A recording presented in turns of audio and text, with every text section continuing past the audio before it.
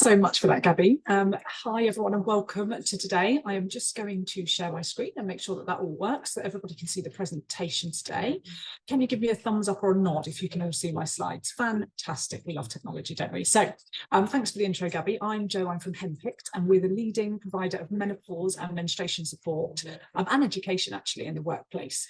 And we're really passionate about ensuring everyone's got access to really accurate information to make their own informed choices, really, about their approach to menstruation, their periods, and their menstrual health.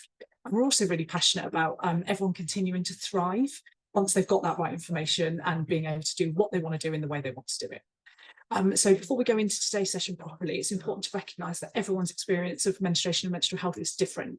So some people might experience different symptoms or different medical conditions, but today's session is absolutely for everyone, and will provide information and signposting to support anyone experiencing symptoms, or perhaps people who want to learn more to support people who are experiencing them. It's really important to note that people of diverse gender expressions and identities menstruate. And although we might use the terms women, female, and her when we quote specific research, the session really is focused on everyone and how anyone can be supported in this session. So following today's session, we're going to share a workbook for you called Menstruation Menstrual Health. So don't feel like you have to take a million notes if that's not the way you normally learn. That will have all the referencing and signposting that we cover today in it. So let's have a look at some statistics, shall we? So why should we talk about menstruation? So evidence shows that over 70% of women and girls regularly experience menstrual symptoms, which is a huge number of people.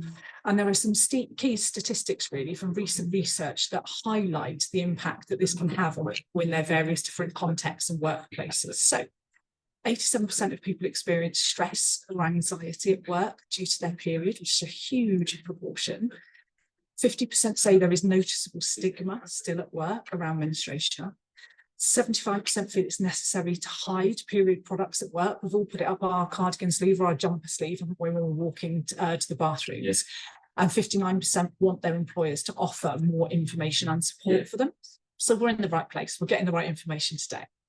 There's still a lack of discussion, probably as you found yourselves, on topics relating to menstrual health and menstrual bleeding due to that stigma that we just talked about in the research.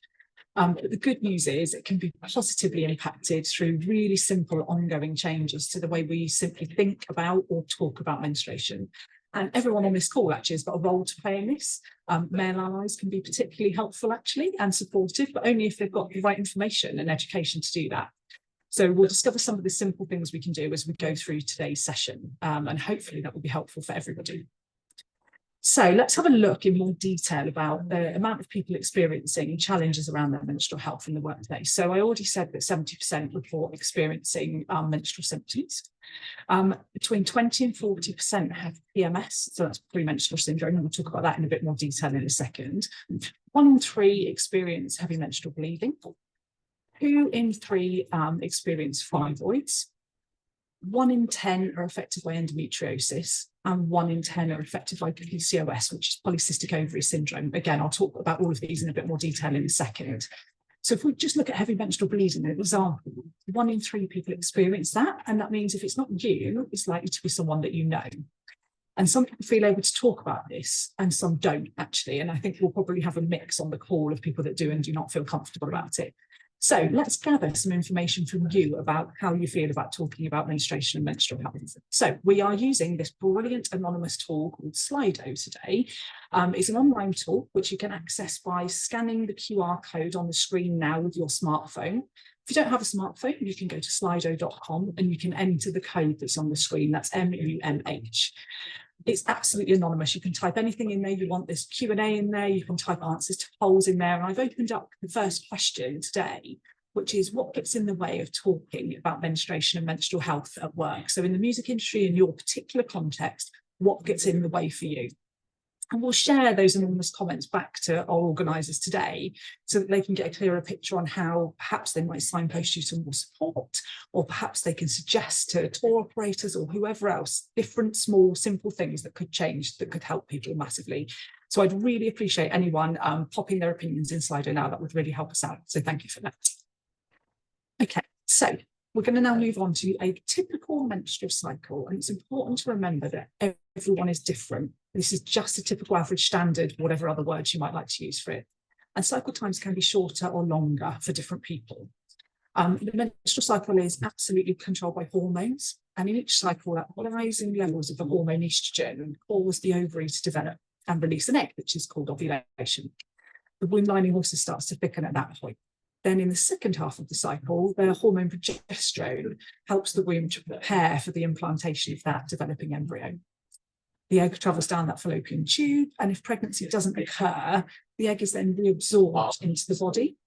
And the levels of estrogen and progesterone fall at this point, and the womb lining comes away and it leaves the body as a period, as we know as a period. So looking at this typical menstrual cycle, and again, I would say typical, average, standard, this may not represent your experience, but it's useful to highlight it. So from day 1 to 6, during menstruation, the estrogen is usually lower. And here people can commonly experience cramps. So some people say they benefit from some gentle movement or exercise during this phase, and it just helps keep them feeling a little bit more positive about it. From day 7 to 12 is the proliferative phase, or sometimes it's also called, you might have heard of the follicular phase. And that's when estrogen levels really start to increase, which can also mean an increase in energy and feelings of positivity, which is a great thing. It's a positive thing. Testosterone also increases during this time. And people often report feeling on top of their game.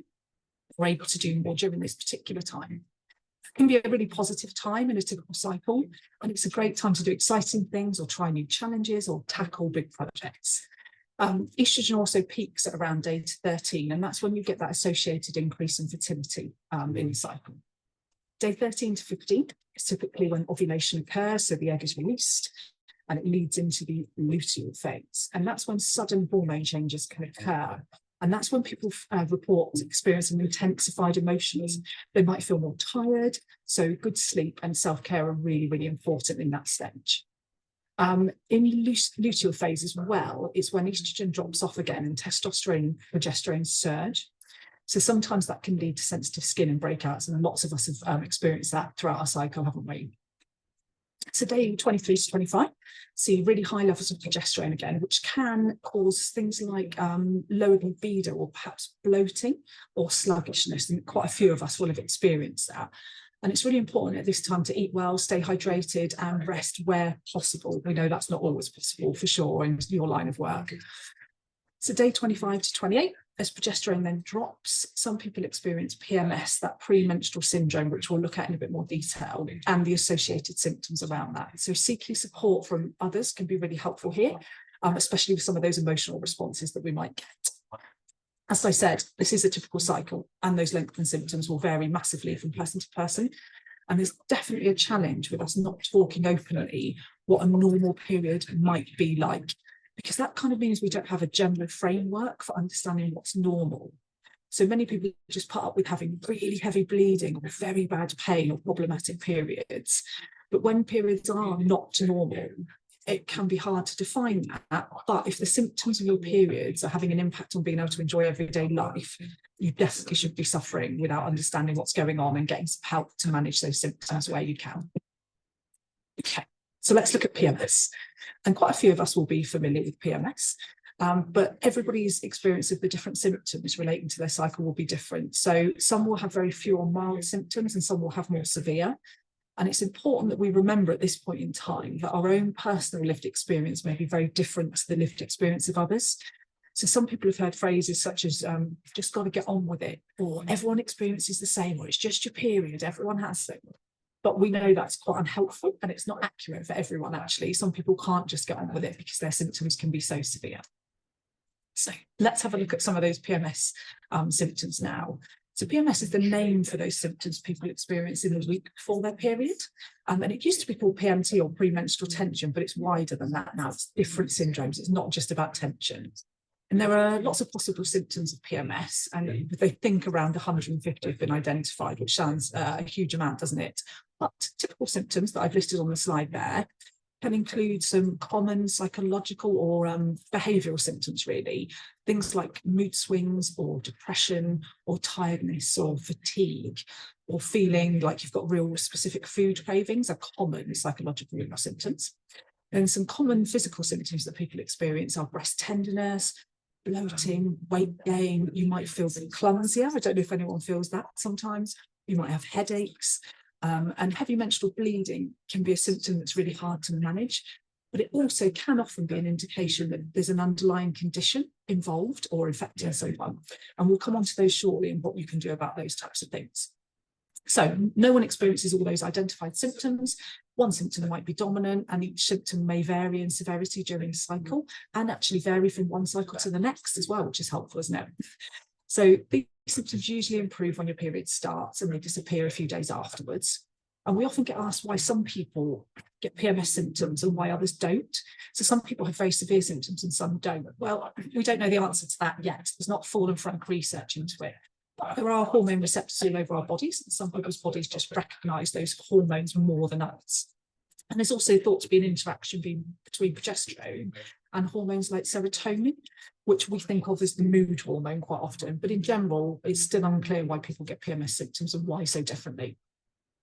Okay, so our next question for you will be opened in Slido very shortly. So which of these symptoms in Slido that we've listed do you think might be the most challenging to deal with in your industry?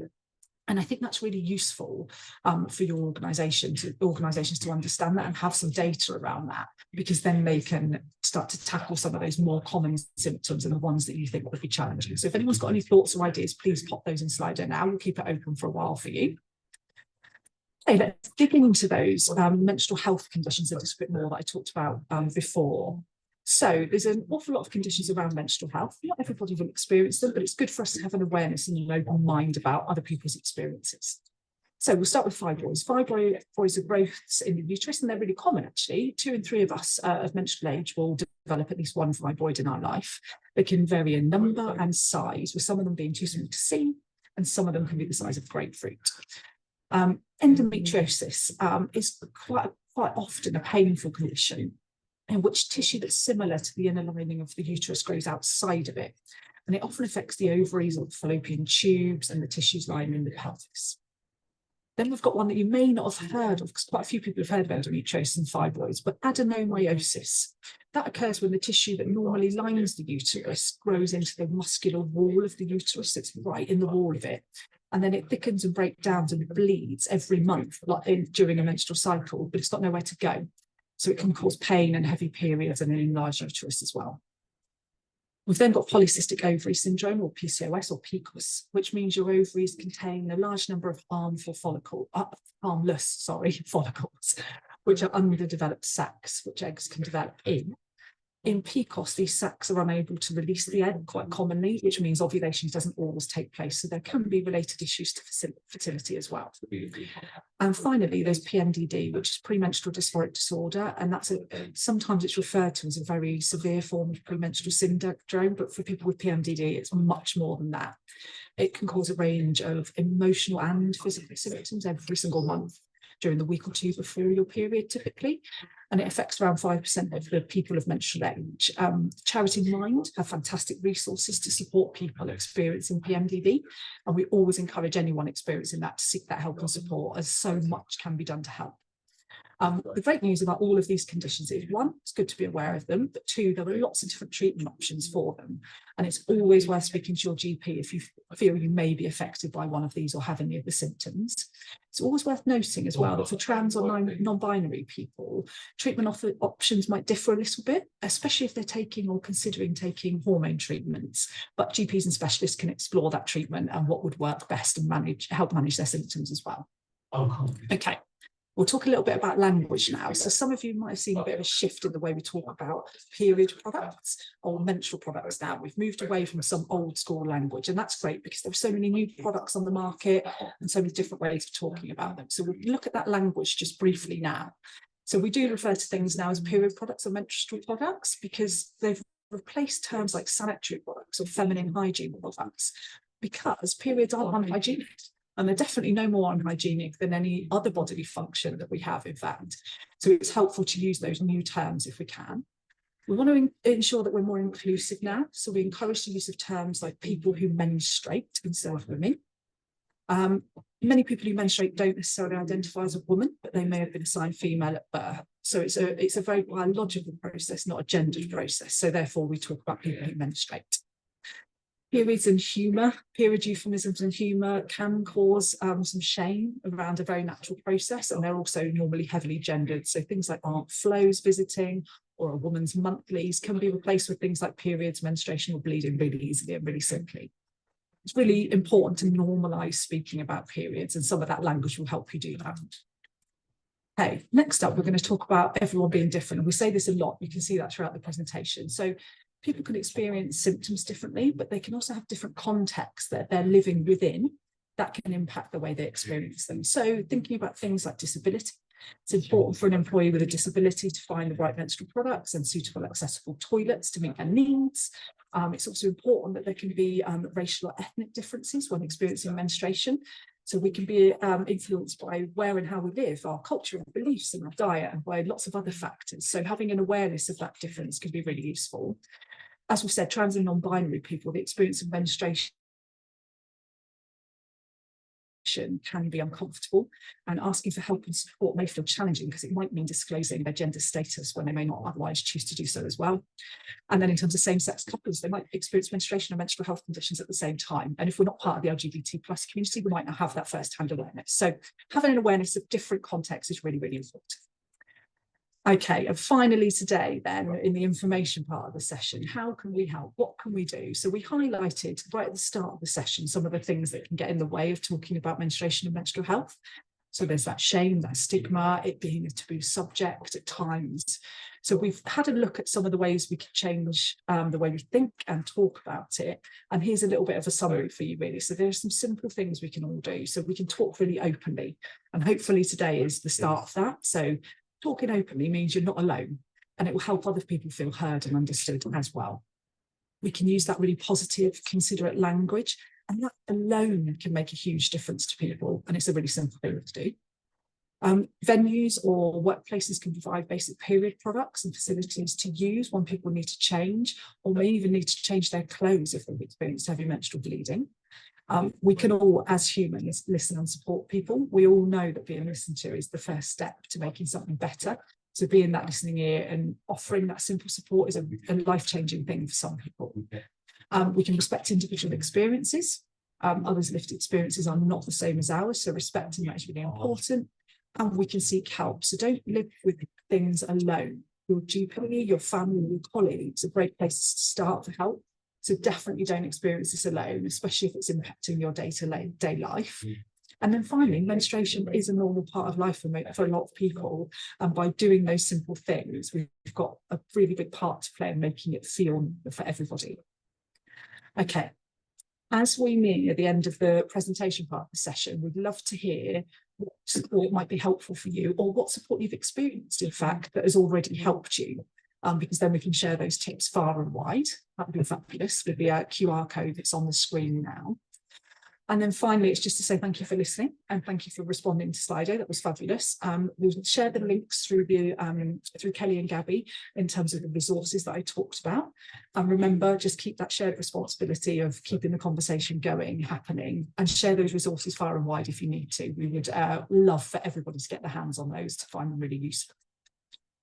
Okay, so that's the presentation part of the session, and we're now going to move on to hear about the experiences of some of the panel members who have joined us today, and some of their thoughts and tips as well, actually, on how to manage and support menstruation and menstrual health.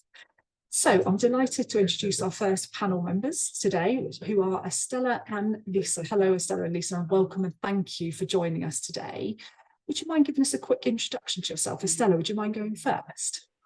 Yeah, hi, I'm Estella. I taught with the band Big Joanie, where I played bass, sometimes guitar. And yeah, I also work for the Good Night Out campaign, who are the campaign for safer nightlife. So we actually do a lot of training, mostly on nightlife safety with venues, but basically like I'm either in conversation with a venue or in a venue most of the time. Okay, lovely. Thank you, Estella, and welcome to the session today. Lisa, can we ask you to introduce yourself now? Hi, thanks, Jo. So yeah, my name's Lisa. I am a menstrual health PMS and PMDD coach, and I also run an organisation called Red Rebel Collective, which is really about educating people who bleed about PMDD and how to manage it naturally with menstrual cycle awareness. And part of that is that we run our own radio station called Red Rebel FM. Check us out. And yeah, with that, we're kind of supporting women and non-binary DJs and producers kind of emerging in the scene, but we also do a lot of PMDD and menstrual health awareness through that as well. Incredible, such important work, Lisa. Thank you so much for that. And Lisa, Estella and I are going to be having a look at personal experiences, how that's impacted people on the road, and just sharing some tips and things as well. But before I go on to that, I wanted to share a quote that we've been sent before the session, actually, from somebody who's experienced this type of thing firsthand, just to kind of put it into context of how some people feel. So the quote said, "I've toured worldwide for over 20 years in splitter vans, tour buses, hotels, trains and planes, and I suffer from very painful, often heavy periods with nausea, cramping and IBS-related complications. My solution has been to stay on the contraceptive pill because it lessens that endometrial pain. It means that I know exactly when my period will occur, and it means that I can run 2 packs together if ever I want to avoid a heavy period during tour bus travel. I always travel with a hot water bottle, plenty of tampons and pads, and a big supply of painkillers, especially if I'm in a foreign country where my regular items or brands are less readily available. I'm often in a very male-dominated environment, but I'm happy to say that in my experience, my male colleagues have always been very understanding and sympathetic. The worst scenario for me during a heavy period is the overnight tour bus travel, often 12+ hours, where you cannot empty your bowel if you need to. This can cause anxiety, constipation and bloating, and can be very painful. However, this is a very specific tour bus travel, and it's the same for my male colleagues who are also having to be told to hold everything in. It's just something we deal with and can occasionally share a joke about it. But end of quote. I'm sure many of us have shared that experience and lots of you can relate to that, but it really puts it in context, the challenges that are very specific to this industry. So it was really helpful to have that quote shared with us. Should we delve into some more personal experiences now, actually off the back of that quote, Estella and Lisa?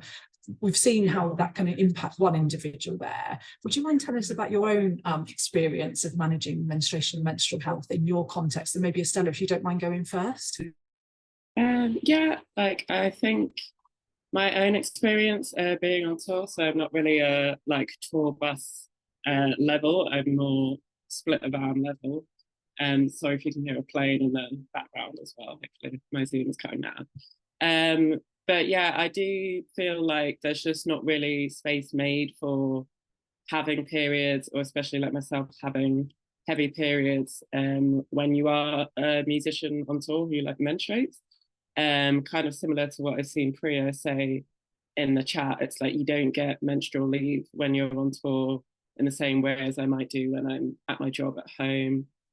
I think it kind of correlates to the way that often music industry work isn't valued sometimes in the same way as more traditional work structures. So you're not really that space isn't there for you to have very human conditions or responses to things, or have premenstrual syndrome and things like that. So yeah, I have quite heavy periods. I haven't been diagnosed with anything like endo or PCOS so far, but as we all know, that can take up to 10 years to get an endometriosis diagnosis.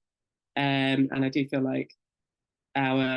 for our health system, often it's treating the symptom, not the cause. So I've been offered tranexamic acid tablets, which are supposed to help with clotting so that I don't lose so much blood on my periods, because it frequently leads to me becoming iron deficiency anemic because my periods are so heavy.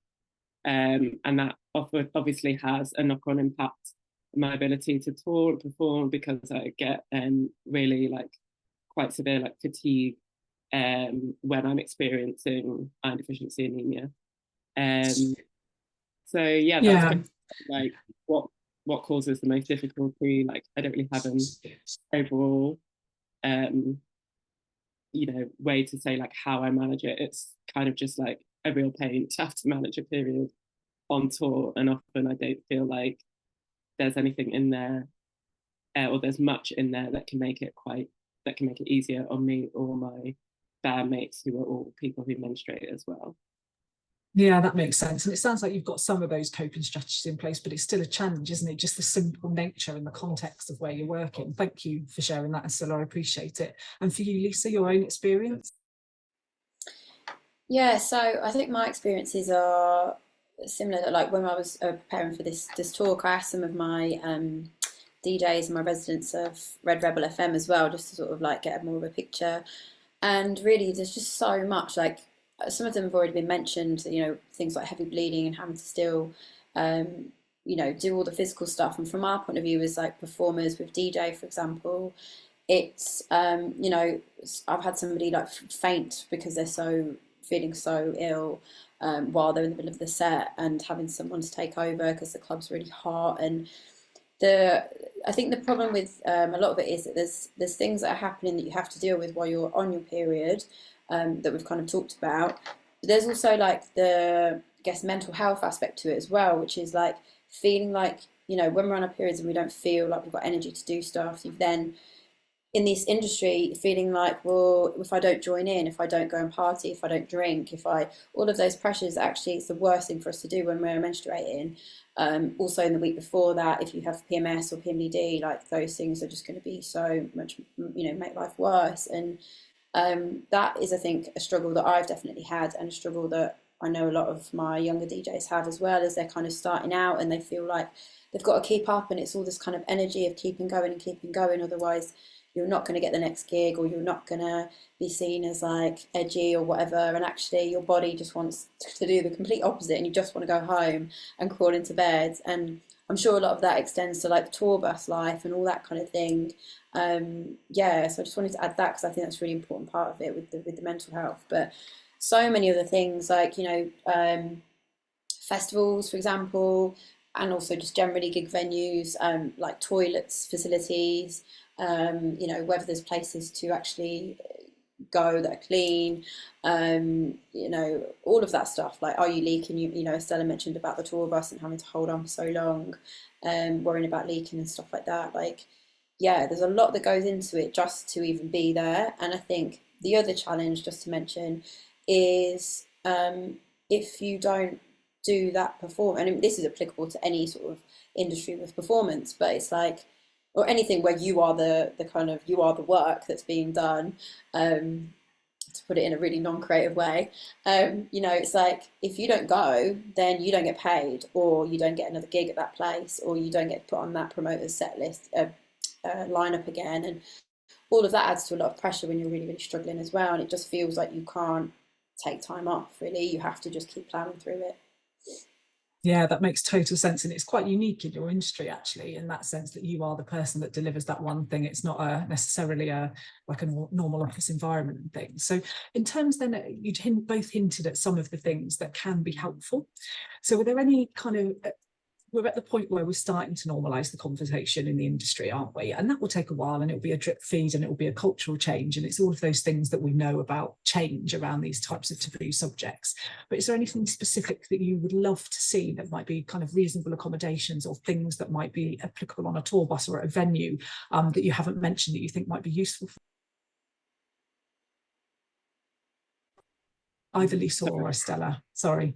Yeah, I wasn't sure who to go first. Yeah, I just wanted to say that I do think some of the things that Lisa's mentioned already, like even just having access to like a clean bathroom sometimes isn't guaranteed at certain venues and stuff. And we've definitely been to venues that think that that's something that can just be overlooked, or like, you know, that feel that they don't need to provide you know, like the sanitary bins even. And whereas, like, you know, from a good night out perspective, we have like a toilet toolkit thing where we talk about making them accessible. There's no reason why you shouldn't have those bins in every single bathroom.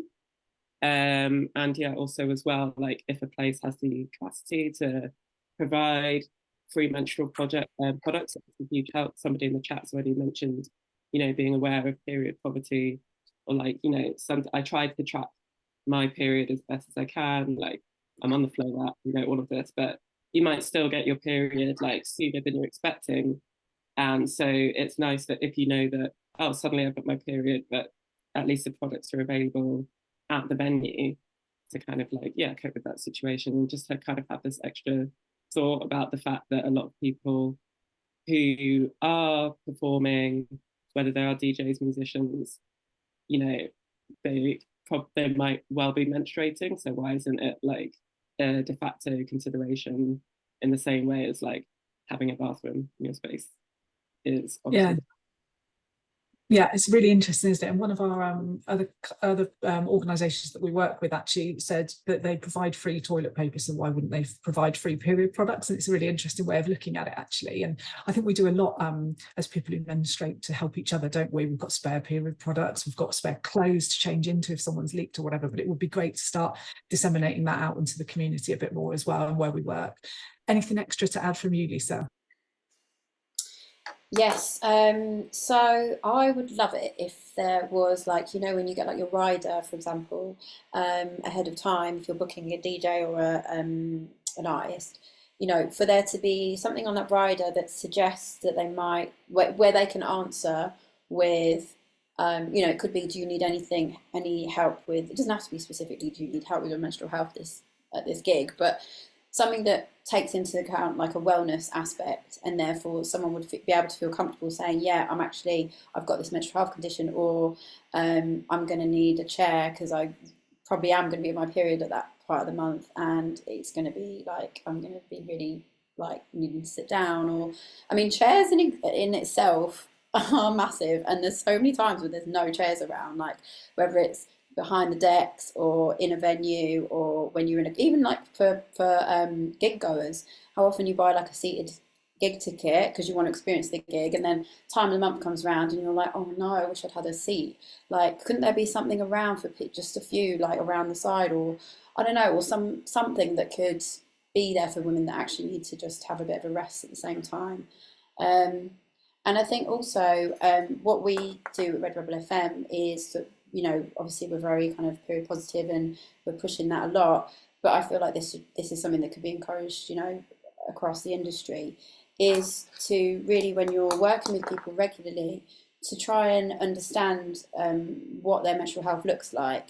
And even to the point where, so I send everybody a free cycle tracking course when they sign up to be a resident with us, and then through that I can work out kind of roughly who's where in their cycle, which means that, you know, if I've got gigs coming up and somebody's in their like near ovulation phase and they're going to have loads of energy, then that's going to really suit them. But if it's somebody and I know they're around menstruation, then putting them on a set that's going to be like starting at 2 in the morning sort of gig is going to be the worst thing ever. So like, and I'm taking the responsibility of working with that, and I think that's quite a revolutionary thing, but it's something that we really want to see more of, because it's, you know, if you're employing women that have people who bleed, that have cycles, they're cyclical, and they're going to be feeling different throughout the month, and you know that also taps into respect for them as creative artists as well, because obviously different parts of your menstrual cycle you know, access different sort of sides to you, and that, you know, we also teach like creativity in the cycle and all of that kind of stuff. And I think it just respects that that cyclical nature that menstruators have. Yeah, 100%. And there's some great ideas in there. And some of them are super simple, aren't they? And some of them are more sophisticated. That's a great example that you gave, Lisa, of that free cyclical training, that type of stuff. And I think those simple changes, sometimes they sound really simple to people who do menstruate, but to those who don't experience it necessarily, they don't know. That's why these sessions are so useful, because it opens the door to people to understand who perhaps don't menstruate or don't experience difficulty or symptoms in the way that other people may do. So that's brilliant sharing. Thank you so much for doing that. I really, really appreciate you doing it, because I know it's a big ask sometimes to share personal things. So thank you so much, Estella and Lisa. We're going to move on now to thinking about positive, kind of building that positive culture of support. And Lisa and Estella, you've done some great groundwork in talking about your own personal experience. Now let's think about how we can kind of disseminate that a little bit further. So we're going to introduce Kelly and Gabby now, who some of you may well know already, but I will get you to introduce yourselves, if that's all right, Kelly and Gabby, just briefly. And we'll start to talk about how we feel we might be able to spread that culture, that supportive culture, and how we might be able to embed it in this specific context. So Gabby, do you mind going first? I know you introduced yourself at the start, but just briefly. Yeah, of course. So my role at Live is obviously the head of partnerships. So I see everything happening across live, across, you know, artists, managers, you know, production, agents, promoters, venues, so real cross sector. And I also work very closely with Shrees Bowman, who chairs our workforce groups, our people focus. And I also wear another hat. I'm also a tour manager of a female artist and a female band. So also have experience there and try and help that conversation become a more open thing in supporting people who are on the road as well. Amazing. Thank you so much, Gabby. And for you, Kelly? Yeah, thanks. I'm Kelly. I work for the Musicians Union. We have 35,000 members working across the industry. So everywhere from orchestras, recording studios, gigs, absolutely everywhere. We've got members at all levels. I particularly work with live, so anything gigging and touring, theatre, and songwriting and composition. And what we try to do is help our members individually with their careers and with any advice they need, but also to do a lot of work within the industry itself to make sure that the culture of the industry is right for our members, that it's fair, and that also that conditions are okay across the industry and all of the workplaces. Amazing. Thank you so much, Kelly. Such important work as well. So you two are going to be a font of knowledge, I'm certain, and a good level of discussion around how we change this culture. So it was really useful to hear Estella and Lisa's experiences. You obviously got your own personal experiences, Kelly and Gabby. How do you share those, your own personal experiences with confidence within that context that we've talked about can be slightly tricky sometimes? So Gabby, do you mind going first? Yeah, of course. I mean, I'm quite an open person, have always been. My family conversations around the dinner table are always quite very open. So I'm not afraid to speak up in situations like this, hence why I've put together this talk. I think it's really, really important for us to be able to speak openly about this. But to also bring along people who don't menstruate and get them to become allies. I know our industry is quite male heavy from the top down, so it's really changing that thought process about what people are going through. I mean, there's so many different topics we can discuss around that, but especially menstruation today, lots and lots of us go through this, and it's really not discussed enough. And as you would have seen from what you spoke about earlier, Jo, that the effects it can have on people are massive. And with with the way our industry works, the late nights, the long hours, you can't predict what's going to happen the following week sometimes, and you just have to go with it. So I think that being really open and putting on talks like this and encouraging people to take that into their workforces as well is really important. With my kind of tour management hat, I speak to my artists and band and crew very openly about if there's a tour coming up. I'll say we should talk about who's synced up, who's going to be menstruating that week, what point in your cycle are you at. I'm also a mental health first aider, so I'm very equipped to deal with people who are going through mental health issues. So yeah, just being really open about it. I was on tour this weekend. I spoke to our bus driver about the situation with the toilet. When is that going to change? When can people do a number 2 on the tour bus? Surely we should be there by now. That kind of, I'm just very open and want to keep on being that way throughout live, bringing talks to people's attention and not stopping here, basically. Yeah, and that's amazing. And it is amazing how what's the phrase, how that can be catching. No, that's not the word. It can be infectious. Thank you. I got there in the end. Brain fog, perimenopause, apologies. So how that can be infectious, actually, just from one person starting to talk about it to more and more and more people feeling comfortable. And I think that's a really important point right now as well, because sometimes when we hear these quotes and these stories, it feels like it's an insurmountable thing to get to the point where this is normalised, but actually it's already starting to change. So it's so great to hear that, Gabby, from you. Kelly, would you mind sharing then your own experience or how you share that positively and confidently with people? Yeah, sure. Like Gabby, I'm very open. I'm very happy to talk about what I'm going through. And I think I made a sort of a conscious decision a few years back, really, where if I had PMS, I would be quite open about it. So if there's a meeting with a colleague or something and just feeling a bit rubbish or stressed or headachy or clumsy physically and mentally, I would just say, this is where I'm at. And I think occasionally you see people sort of look a little bit uncomfortable or awkward. But I think, well, I would say if I had something else, and that would be okay. So I just feel that it's really good. That's a good way of normalizing it. I'm also really aware that I have a great employer, you know, I have a lot of support, and that if it's never happened, but if I had a really bad period, I could phone my manager or anyone and just say, this is going on, and they'd be like, right, fine, take the time you need, be okay. But I'm aware that that isn't the case across the music industry, particularly with it being you know, predominantly a freelance industry. And so I think what we try to do really is to think, how can I help make the industry a better place, as opposed to working with individual musicians on this, because we don't hear from many members in this regard at all. People don't come to us, and I kind of wish they did, because when we open up the conversation, people say all kinds of things. It's a can of worms, and they'll talk for ages about the problems. They just don't think to come to us about it. So I think I try and use my own openness to try and, you know, it's like why Gabby and I, when we talked about doing this session, we're like, we've got to start somewhere. We've got to start that conversation. And then off the back of that, we'll, you know, it needs to go somewhere, doesn't it? It's the start of the work. I mean, we could all, you know, we need to get it more normalized, and we need to get more people as part of the conversation as well. So it's not just people who are menstruating here talking to each other. There's a lot more people who can affect the working lives of, you know, those working in the music industry, and they need to be here, really, I think. Absolutely, yeah, and it's an amazing start point to have this many people on this, and to have the recording of it, and so that you could share it more widely. It's a brilliant start, and your context is very unique, and I think in every organisation that we've worked with around menstruation and menopause, it's a drip feed, as I say, and it does feel hard at the start, but this is a great start and a great way to start to do that. So let's expand on that a little bit. And if you think about your own lived experience, I'll start with you, Kelly, if that's all right, but then thinking about other people who may have a very, very different lived experience to you, how do you think you are able to support them? You touched on it a little bit, but how do you think you're able to support them, both with that empathy and that compassion, considering you've not lived through their experience? Because it can be difficult, especially if you're a male manager or someone who hasn't menstruated for a while, or doesn't have a difficult experience. How would you suggest they could go about that?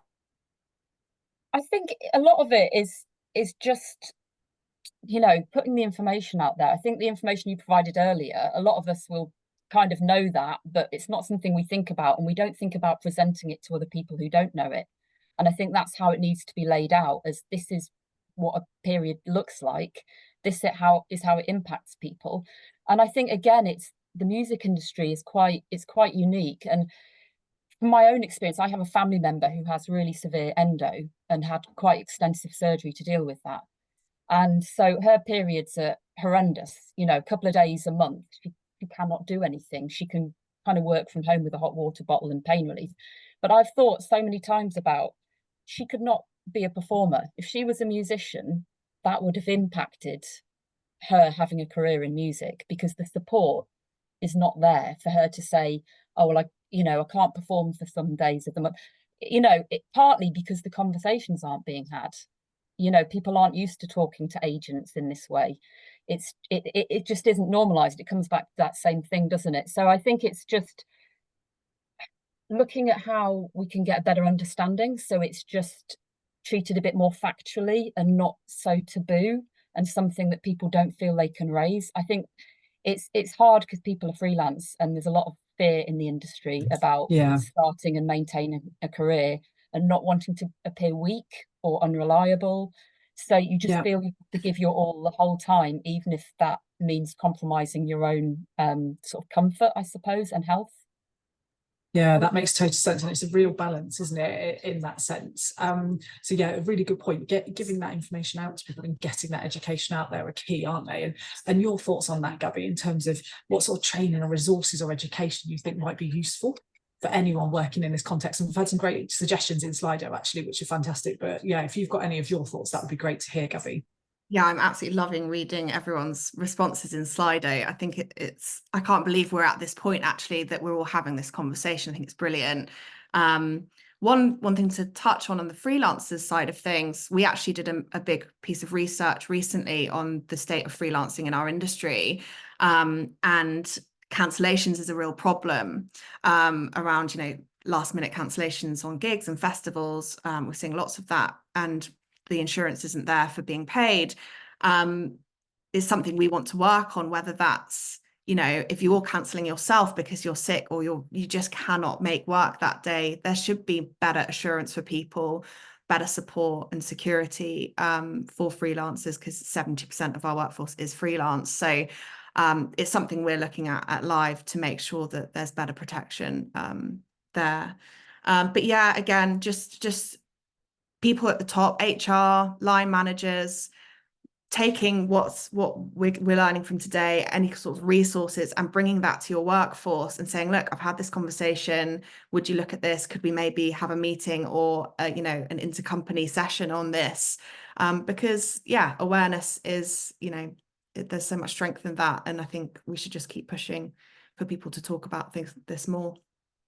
Absolutely, couldn't agree more. And we know it works because we've seen it in action, and we know that every context is different, but it absolutely does work in lots of different contexts that we've worked in. So it's really interesting to hear all the different sides of it. And freelancing is unique, isn't it, in many respects? And that fear of responsibility, it's all your own accountability, but there are lots of simple things that can be done. And I think reiterating some of the things that you've talked about and some of the simple things that can be done gradually over time in a cultural change is really useful. So normalising it by talking about it, provide, and I think some of the comments you can see in chat, everybody, around just simply being able to have toilet roll in a toilet and a space where you can clean up if there's something in terms of leaking or heavy menstrual bleeding is really important. So those fundamentals can be fixed relatively simply. It just needs to be out there in the awareness of it. Because I would imagine, if I'm going to play devil's advocate, some people wouldn't be aware of it if they don't menstruate themselves. So these sessions are brilliant to highlight that and bring that about and start that change. So thank you so much for sharing those things. That's really kind, Kelly and Gabby. I appreciate it. So I haven't looked at all of the questions in Slido or chat. I've had a grasp of some of them, but Michelle or Kelly or Gabby, did you pick any out that might be really useful for us to answer? A bit of a Q&A session now before the end. I think one of the things that certainly comes up is obviously there's been a lot of talk about facilities or lack of facilities, and also about location. So we know many of the big festivals, you are miles away from the main production unit, from the porta cabins, from all of the, you know, the setup. You can be miles away. So yes, having that easy access seems to be a problem. We do have, and I think it's something that we're looking at from an organisational point of view, about partnerships with those organisations that do supply. We've talked about period poverty, obviously is one side of it, but we've got quite a few clients, haven't we, that have started to look at having partnerships with organisations that do provide, and we're not just talking the standard high street names, because the other side, of course, is that we're talking to an industry that's very aware of the planet. They're very aware of the environment. Everything that you do, you're looking to how can you do it better for the environment. So some ideas mainly really about what we could be looking at. We've talked about moon cups. What other period products are coming onto the market, and are we hearing more about that could be helpful to people in these environments? Yeah, absolutely. It's a great question, and there are so many things out there now. It's incredible, some of the things that you see. So moon cup is incredibly popular now, but again, as you say, the facilities need to be there to be able to change that and be hygienic about it and clean about it. Period pants and period leggings are on the market now. So period pants are brilliant, and I have to say, some teenage my goddaughters swear by them, absolutely. And there also can be an extra layer of security as well as another period product like a tampon or a moon cup, an extra layer of protection, as it were, quite literally, in period pants or period leggings. So there are all sorts of things out on the market, and I know that a lot of the providers of those, as Michelle said, are looking for partnerships and looking for ways to get those products out there, because they are more environmentally sustainable, they're washable, they're reusable, etc., and they want to get that message out there. So it's definitely worth people talking to those providers and understanding that. And we can certainly I think, Michelle, you said we can put you in touch with some people, with some contacts of partnerships that we work with at the moment. So that's great. Thanks, Michelle. Absolutely. And I think the other thing is, let's talk about the elephant in the room. Why can't we get more men talking about this? Why can we not get more allies? How do we get? So this is open to everybody on the panel, really. You know, how can you get your fellow artists, stage managers, grips crews talking about it, tour managers talking about it? So what could be the top couple of tips that you would put forward? So I'm going to go probably to maybe Kelly here and Gabby, because you've been in that environment. How do you get your male colleagues talking about this and having a better understanding? I mean, the band Haim had a male tour manager a few years ago, a good friend of mine, and he had already said, "Oh, I actually carry a big bag full of painkillers, tampons, everything you would need for the girls to feel like they're supported on tour." And I think someone like that, who's already being so supportive, sharing their stories, me sharing his story, and just making it the norm, being kind, being supportive, and just thinking of others all the time and what they might be going through. I think as someone in a kind of management role, that is so important.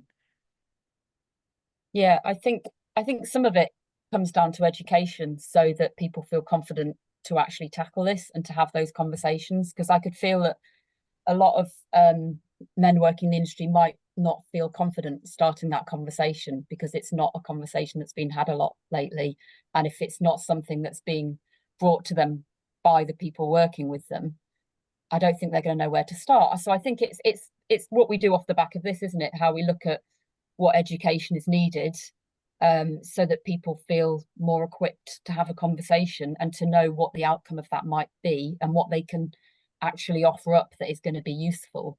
Otherwise, if they're receiving information from people and they're like, well, I don't really know what to do with that.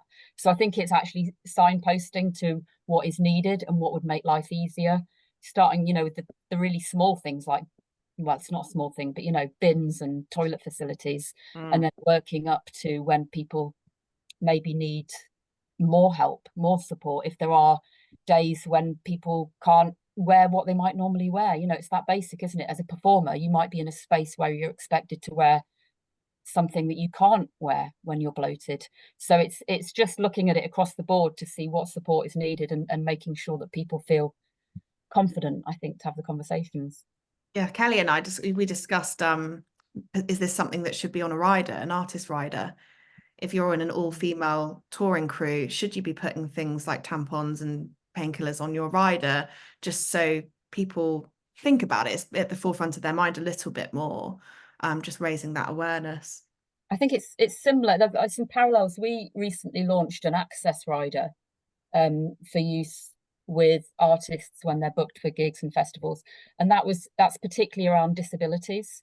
So it's for artists to say if they need some support physically, or could be in relation to autism or sight impairment, absolutely anything. What we're trying to do is normalize that kind of request and support, so that people don't feel they can't come forward and ask for it, because again, it comes back to that, oh, I don't want to be seen as trouble or hard work. So I think it's quite a similar thing here, isn't it? Is making it so that it's not a big deal and that people don't flinch if they get it. It's like, this is very, very normal. This is just providing support around someone going to work. And that's the important thing, Kelly, isn't it? Michelle, go on, sorry. No, you're just going to say exactly the same thing. Yeah, it's about understanding, what do those adjustments look like. Now, we're not talking to a singular employer here. We're not talking to a singular company. We're talking to a wide variety of an audience. And it's tough, isn't it, Joe, looking at what does that actually mean when you talk about that reasonable adjustment or positive change or supportive change. Very tough sometimes when you've got a mixed audience. So how did they, so asking you, Joe, from your experience of delivering many of these sessions, how do people even begin to think about what might be a reasonable adjustment, a positive support, a positive change in this discussion? It's a great question, Michelle. And I think the data capture that we've done today in Slido in terms of people's thoughts and tips about that is real life data capture, isn't it? It's a questionnaire that's from people who are in the industry. It's going to be very relevant. So I think using some of that information that's been provided that's anonymous will be really useful. I think one of the key things we see in different organisations across the board is that if you can get male allies on board, it's an incredibly powerful thing. But if I put myself in their shoes, I can understand sometimes why they might feel nervous doing that, because they may not have had the education or the experience themselves or whatever else. So putting those tips out there in a really palatable format for them, in a really common way. So it's posters everywhere, it's handouts, it's newsletters, it's whatever you might do with the Music Union. So it just becomes the normal. People see them everywhere, and that repetition is key, because I think there's something in marketing, isn't it? You've got to see something 7 times before you even take notice of it. So that repetition, everyone talking about it positively, and also being sometimes a little bit gentle with people the first time they start to talk about it, because they may not have the language and they may not have the knowledge or the education that we might have.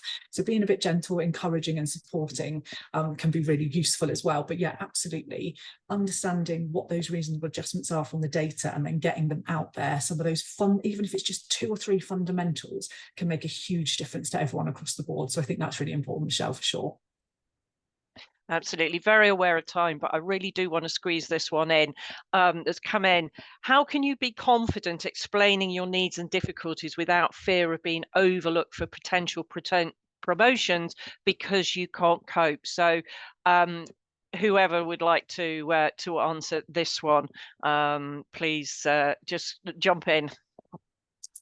And it's a really difficult one, isn't it? Because it depends on the person that you're talking to. It's a human thing, isn't it? But I think quite often, if you can talk about a situation that you're in, that you're having this symptom, you've done this to help support it yourself, but you could just do with this adjustment to help you as well, is a really positive thing, because you're taking shared ownership then. You're not going to someone with a problem and going, I need this fixed for me. You're saying, this is what I've done, but I could just do with this extra thing, can be a really positive way of managing it. But I don't know if anyone else has got any other suggestions. Possibly not. So yeah, I think it's that shared ownership is really a really positive thing, because it shows that you're willing to do something and they can help you as well with something. Yeah, absolutely perfect. And just an interesting point, we were talking about eco-friendly, the introduction of long drop toilets, as somebody says, quite possibly the worst place to be on your period. And on that note, I'll hand back to Gabby to close the session. Yeah, very overwhelmed with all of the chats and the Slido feedbacks. Thank you so much, everyone.